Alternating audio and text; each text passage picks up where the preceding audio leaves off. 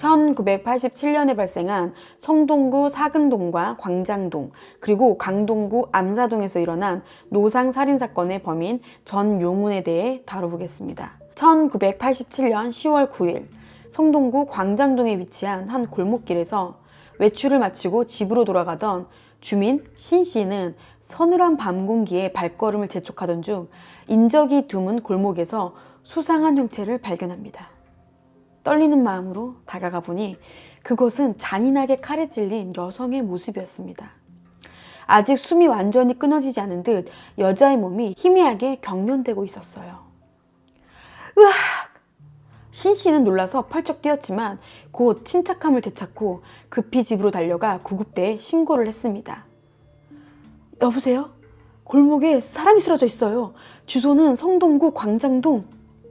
하지만 신 씨의 노력에도 불구하고 10일 자정 10분에 안타깝게 숨을 거두고 말았습니다. 피해자의 이름은 고 씨. 겨우 20살의 꽃다운 나이였습니다. 그녀는 자택에서 불과 20m 떨어진 곳에서 참변을 당했어요. 고 씨는 S대 영문과 3학년 학생으로 교내 도덕재무장운동 서클룸에서 친구들과 테니스를 친 후 성동구 화양동의 음식점과 맥주집에서 즐거운 시간을 보내고 돌아가던 중이었습니다. 그런데 그녀의 모습을 한참 동안 지켜보던 수상한 남자가 있었습니다. 남자의 이름은 전용훈. 전용훈은 35살로 안정적인 직업이 없던 그는 사기, 절도, 강간, 폭행 등으로 벌써 여러 번 감옥에 갇혔던 정가 8범의 범죄자였어요. 35살인데 정가 8범이요.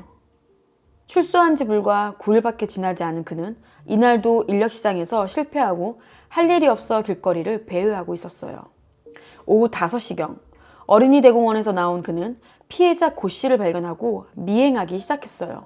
밝은 미소를 지닌 아름다운 고 씨에게 매료된 전용훈은 무작정 그녀를 따라갔고 그녀의 집 앞 골목에 도착했을 때 갑자기 그녀를 덮쳤어요. 저기요. 소리 지르지 마. 소리치면 죽여버릴 거야. 얌전히 따라와. 어눌한 말투로 협박하는 전용훈이었지만 어두운 골목에서 괴한과 마주한 고 씨는 극도한 두려움에 떨었어요. 고 씨는 간절히 살려달라며 눈물을 흘리며 애원했지만 전용훈은 그런 그녀의 모습에 전혀 개의치 않고 그녀를 끌고 가 성폭행을 시도했습니다. 이러지 마세요. 제발 살려주세요, 아저씨. 여자의 저항은 예상보다 강했어요. 마르고 왜소한 체격의 전용훈은 누군가 이 장면을 목격할까 두려워졌죠. 그는 약 20cm 길이의 등산용 칼을 꺼내 들고 고 씨에게 무자비하게 휘둘렸습니다. 고 씨가 방어를 했음에도 전용훈은 무턱대고 그녀를 가격했고 고 씨의 의식이 희미해질 때쯤 고 씨의 가방을 뒤져 이름이 적힌 사전과 기금속 등을 챙겨 도망쳤어요. 밤 11시 40분경 그는 훔친 수첩에서 고 씨의 집 전화번호를 확인한 후 공중전화로 전화를 걸었어요. 안녕하세요. 저는 희선의 학교 선배인데요. 저녁 식사 후 지금 헤어졌는데 희선이 집에 잘 들어갔나요? 아직 안 들어왔는데요. 그렇군요. 고 씨가 집에 들어오지 않았다는 사실만 확인한 전용훈은 즉시 전화를 끊었어요. 그는 버스를 타고 강동구 암사동으로 향했습니다. 카페에 들어가 38,000원치의 안주와 술을 주문한 후 10일 새벽 2시 20분경에 밖으로 나왔어요. 돈이 없던 그는 카페 주인에게 고 씨의 가방, 사전, 훔친 금반지를 맡기고 내일 와서 돈을 드리고 다시 찾아갈게요. 이렇게 말했어요. 그렇지만 주인에게는 그의 행동이 수상하게 여겨졌어요. 그도 그럴 것이 남자가 여자 가방과 금반지, 사전 등을 맡기는 게 좀 많이 이상하잖아요. 그래서 그는 전화기를 들고 즉시 경찰에 신고했습니다. 여보세요? 경찰서죠? 여기 암사 이동에 있는 S카페인데요. 방금 이상한 손님이 가방을 맡기고 갔어요. 전용훈의 끔찍한 범행은 여기서 그치지 않았습니다. 그는 암사일동의 한 주택가 골목길에서 어머니 심부름을 하던 13살 여중생 이양을 발견하고 뒤따르기 시작해요. 당시 A중학교 1학년이었던 이양은 술에 취해 음흉한 눈빛으로 자신을 바라보며 다가오는 전용훈을 보고 두려움에 떨며 비명을 질러요. 아저씨 누구세요? 사람 살려! 여기도 소리 지르지 마! 이양이 도망가려 하자 전용우는 그녀의 목덜미를 잡아당겼고 불과 몇 시간 전 고씨를 찔렀던 그 칼을 다시 꺼내들었어요. 이양이 쓰러지자 그는 그녀의 목과 가슴을 향해 3차례 칼을 더 휘두르며 결국 여중생의 귀중한 생명마저 빼앗아 버렸습니다. 하룻밤 사이에 일어난 2번째 연속 살인이었어요. 이미 2번의 살인을 한 전용우는 더 이상 두려울 게 없었습니다. 그는 새벽 3시 40분경 강동구 천호 2동의 한 골목길에서 퇴근 후 집으로 돌아가려는 30세의 스탠드바 종업원 김모 씨를 미행하기 시작했습니다. 자신의 뒤에 수상한 사람이 따라오고 있다는 것을 감지한 김 씨는 재빨리 달려 누군가의 집 대문 옆에 숨었어요.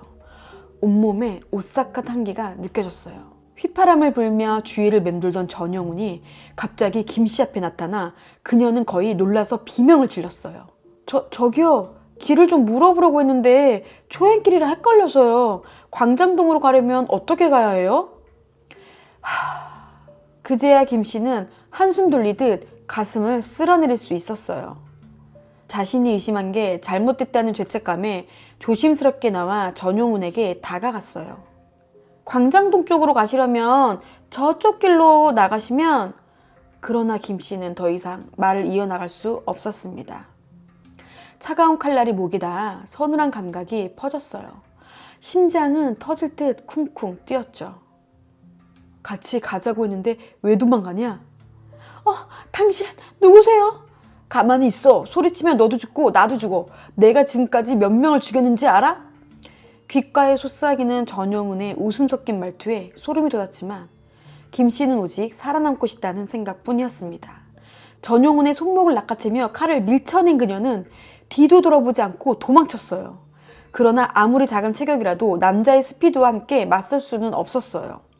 자신을 붙잡으려는 전용훈을 뿌리치기 위해 김 씨는 필사적으로 칼날을 움켜잡았어요. 설명할 수 없는 고통이 밀려왔고 피를 흘리면서도 그녀는 목을 겨누는 칼날을 막기 위해 최선을 다했어요. 온몸을 다해 전용훈의 손목을 잡아채곤 칼을 뿌리친 그녀는 살려주세요! 살려주세요! 강도야! 칼에 찔리면서도 생존을 포기하지 않으려는 김 씨의 모습에 전용훈은 당황해 욕설을 내뱉고 더 이상의 공격을 멈춘 채 흉기를 들고 도망쳤습니다. 다행히 지나가던 행인이 김 씨를 발견했고 그녀는 곧바로 병원으로 이송되었습니다. 중상을 입었지만 생명에는 지장이 없었어요. 한편 암사동의 카페 주인은 가방과 사전을 자세히 살펴보던 중 고 땡땡이라는 이름을 발견했어요. 이상한 느낌이 들었고 아까 외상을 하고 간 남자와 대학생으로 보이는 여자가 범죄와 관련이 있을 것이라는 의심이 들었죠. 그는 2번째로 경찰에 전화를 걸었습니다. 안녕하세요. 아까 신고했던 암사2동 S카페예요. 손님이 맡겨둔 가방 안에서 고 땡땡이라는 분의 책이 발견됐어요. 뭔가 수상한 것 같아서요. 신고를 받은 경찰서는 비상사태에 돌입했습니다. 하룻밤 사이에 2건의 살인과 1건의 살인미수 사건이 발생한 것이었죠. 혼자 귀가하던 젊은 여성들을 노린 방식이 모두 비슷했고 사건이 가까운 거리에서 일어난 점으로 미루어 볼 때 범인은 동일 인물으로 보였습니다. 전날 밤 신원미상 강도의 흉기에 찔려 숨진 젊은 여자의 신원이 고 땡땡이라는 사실이 확인되자 경찰은 사건의 유일한 생존자였던 김 씨가 의식을 차리면 중요한 단서를 얻을 수 있을 것이라고 판단했어요. 바로 전용훈의 구체적인 인상착의에 대한 정보였죠. 키는 160에서 165cm 정도였고 얼굴은 어두웠으며 눈빛이 날카로웠어요. 검은색 면바지를 입고 있었고 제가 많이 저항해서 칼을 휘둘렀는데 아마 그 사람도 다쳤을 거예요. 이제 범인을 잡는 건 쉬운 일이었어요. 경찰은 전용훈을 반드시 잡겠다는 결심을 하고 카페가 문을 열자마자 손님으로 가장해 그의 움직임을 지켜봤어요. 하지만 전용훈이 다시 카페에 나타나지 않을지도 모른다는 불안한 느낌도 들었죠. 그러나 전용훈은 10일 오후 7시 40분경 카페에 들어왔고 동시에 형사들에게 포위되었어요. 예상외로 그는 자신의 범행에 대해 순순히 자백하며 경찰의 질문에도 협조적이었어요. 그의 진술에 따라 경찰은 전용훈의 집에서 범행 당시 입었던 피 묻은 옷과 피해자들을 찌른 흉기를 포함한 결정적인 증거를 압수했습니다. 이렇게 2건의 연속살인과 1건의 살인미수를 저지른 전용훈의 잔인한 범죄는 다음날 일간신문에 자세히 보도되었습니다. 당시에는 인권이라는 개념이 없던 시기로 가해자와 피해자의 사진이 신문에 실리는 일도 흔했거든요. 전용우는 범행 도구와 증거물들 앞에 앉아 자신에게 플래시를 터뜨리는 카메라를 향해 아무런 죄책감 없이 무표정한 모습으로 일관했습니다. 뜻밖의 그는 조사 중 또 다른 범행에 대해 자백하기도 해요. 내가 말이요, 또 한 명의 여자를 죽였습니다. 지난달에 사근동에서요. 그 여자는 임산부였는데. 전용훈의 임산부 살해 고백은 충격적이었습니다. 1987년 9월 29일 성동구 행당동의 한양대 뒤편 뚝방에서 만삭의 임산부 김씨가 숨진 채 발견되었습니다. 당시 경찰은 특이사항을 발견하지 못했고 김씨가 뺑소니 차량에 치여 유기된 사건으로 처리했어요. 그러나 부검 결과 김씨의 목에서 칼에 찔린 상처가 발견되면서 사건은 살인으로 전환되었지만 범인은 오리무중이었습니다. 그런데 전용훈이 그 사건의 범인이라고 자백한 거예요. 이번에는 김씨 사건에 대한 혐의로 경찰이 전용훈의 집을 다시 수색하자 혈흔이 묻은 육아서적 한 권이 발견되었어요. 이는 아마도 김씨의 소지품으로 보였죠. 전용훈은 김씨, 고씨, 이씨 등 3명에 대한 살인 혐의와 김씨에 대한 살인미수, 상해, 강간치상, 절도 등의 혐의로 구속 기소되었습니다. 1심 동부지청에서 사형, 2심 서울고등법원에서 사형, 1988년 10월 25일 대법원의 최종심에서도 사형이 확정되었습니다. 하룻밤 사이에 3명의 생명을 앗아가려 했던 극악무도한 범죄자는 사실 한 건의 살인을 더 저지른 연쇄살인범이었다는 사실은 세간을 경악하게 만들었습니다. 그렇다면 아직 피지도 않은 어린 학생들과 임산부의 생명을 잔인하게 앗아간 전용훈이라는 악마는 도대체 어떤 인간이었기에 이런 끔찍한 범죄를 저질렀을까요? 전용훈은 1952년 3월 27일 강원도 춘천시 근화동에서 태어났어요. 그는 사남 1녀 중 둘째로 어린 시절에 아버지를 일찍 잃었다는 이야기와 부모가 여전히 생존해 있다는 이야기도 있지만 자료가 부족해 정확한 사실은 확인하기 어려웠습니다. 그는 평생 동안 안정적인 직업을 가져본 적이 없었습니다. 가난했지만 큰 갈등이 없는 가정에서 자랐고 어머니는 교인이었어요. 전용훈은 1979년 춘천의 한 유원지에서 크게 머리를 다친 후 환영을 보거나 기억력이 저하되는 등 정신적인 문제를 겪었다고 주장했어요. 이로 인해 가족과의 관계도 단절되었고 배운 것이 없던 그는 서울로 올라간 뒤 공사장 막노동과 일용직을 전전하며 비참한 삶을 살았습니다. 그는 또한 상습적인 절도와 폭행으로 교도소에 여러 번 드나들면서 전과자가 되었습니다. 출소 후에는 사회에서 차별을 받아 앙심을 품고 각종 범죄를 저지르다가 결국 최악의 연쇄살인범으로 전락했어요. 재판 과정에서 정신감정을 받아야 한다고 주장해서 당시 판검사들을 어리둥절하게 만들기도 했다고 합니다. 사건 담당 형사들 앞에서는 솔직하게 사건의 경과를 털어놓았지만 사형이 확정된 후에는 자신을 돌봐주던 종교위원들에게 끊임없이 심신미약을 주장했습니다. 고 씨에 대한 그의 주장은 매우 황당하게 들렸습니다. 나는 사랑하는 여자 동거녀도 있었던 사람입니다. 그런데 돈 못 벌어온다는 이유로 그 여자에게 버림받았죠.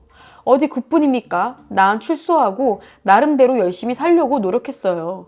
그런데 전과자라고 아무도 안 받아주니까 인쇄소에 간신히 취업했을 땐 일이 얼마나 고된지 야간에 흥분제도 먹어야 했어요.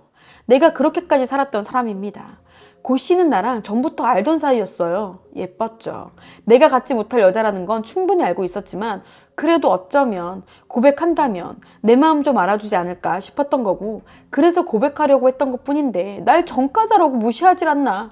그래서 죽인 겁니다. 내가 칼은 원래 갖고 다닌 게 아니라 인쇄소에서 작업할 때 쓰던 거였어요. 그는 어떤 망상에 사로잡혀 있던 것일까요? 그의 주장대로 정신적인 문제가 있었던 부분도 어느 정도 이해할 수 있는 부분입니다. 하지만 그가 저지른 끔찍한 범행에도 불구하고 피해자들에 대한 진정한 사과 대신 심신미약과 정신 이상을 주장하며 자신의 억울함을 강조한 전용훈은 진정한 악인으로 남았습니다. 그는 자신이 얻지 못하는 판타지를 향해 맹목적으로 감정과 사리를 드러낸 80년대의 대표적인 연쇄살인범인 강창구와 이춘재와 같은 욕망에 사로잡힌 악마였을 뿐이었습니다. 1992년 12월 29일 서울구치소에서 전용운의 사형이 집행되었습니다. 그는 1999년대에 이완희군 유괴살인사건의 범인 문경환과 함께 교수형으로 짧은 생을 마감했습니다. 유언으로는 자신의 안구와 신장을 기증하겠다는 의사를 밝혔습니다.